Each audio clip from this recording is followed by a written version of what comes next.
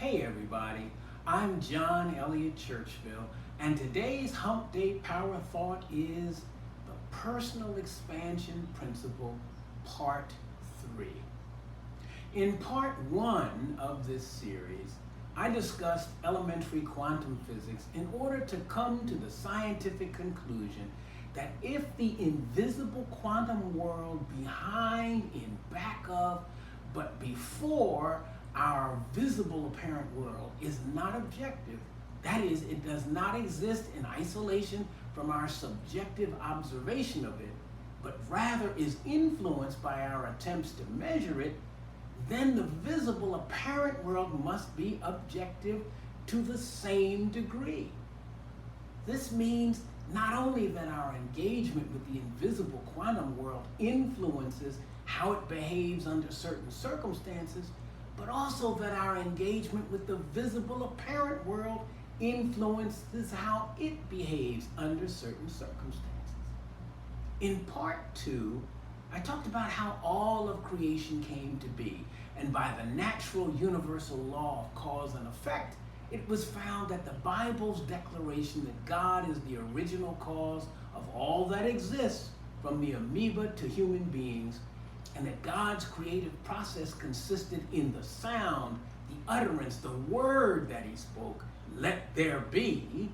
This truth is not only scientifically verifiable, but also scientifically verifiable is the fact that the word sent out by God caused vibrations that created and set in motion the various and sundry things that God had in his mind when he said, let there be. Now, we know this is true scientifically, that everything came into existence and that it moved because of the word that was spoken.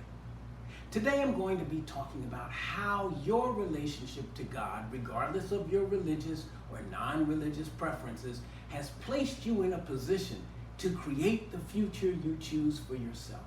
Here I remind you of the lesson that you learned from quantum physics, and that is that there's an inside and an outside to everything. That's the law of polarity. As a man of letters once said, there's more to me than what's between my hat and my shoes, and there's more to you than your physical body. God's DNA, which was in the first human being he created in his own image and likeness, has been passed down to you. You have God's DNA for a reason. God wanted to reproduce a reciprocal with whom he could relate. Guess what? You're God's reciprocal because you have his spirit. But more than having his spirit, you are at your very core, as well as in the law of your own being, pure, unadulterated spirit. Spirit is your foundation, your root, the operational center of where you are. It is life itself in you. Not only are you spirit, you are free spirit because you are created with two endowments that guarantee your freedom. First, you have the endowment of choice.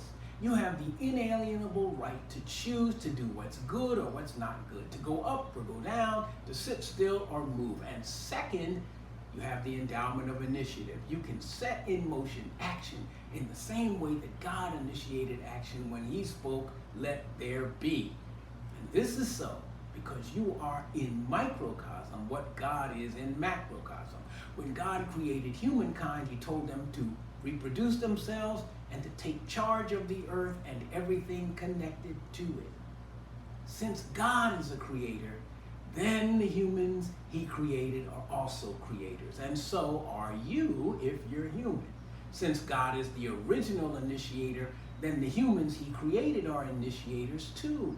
In essence, every human being is a fractal of God, a minuscule duplication and representation of the image and likeness of God who created them.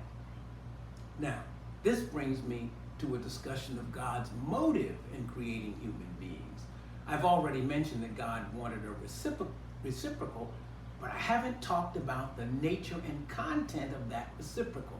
God wanted a reciprocal who was intelligent, able to think into and through things, and who had feeling and creativity. That's why he made humans in his image and likeness. God is an intelligent, thinking, and feeling God whose creativity produced the universe and all that exists in it visible and invisible. He did not create reciprocals who were zombies, dumb, unintelligent followers who are afraid, nervous, and anxious, always looking for the expected proverbial shoe to drop. I have more to say about God's motive in creating humankind, but I'll do that next time. I'm John Elliott Churchville, certified speaker, teacher, trainer, DISC behavioral analysis consultant, and coach with the John Maxwell team.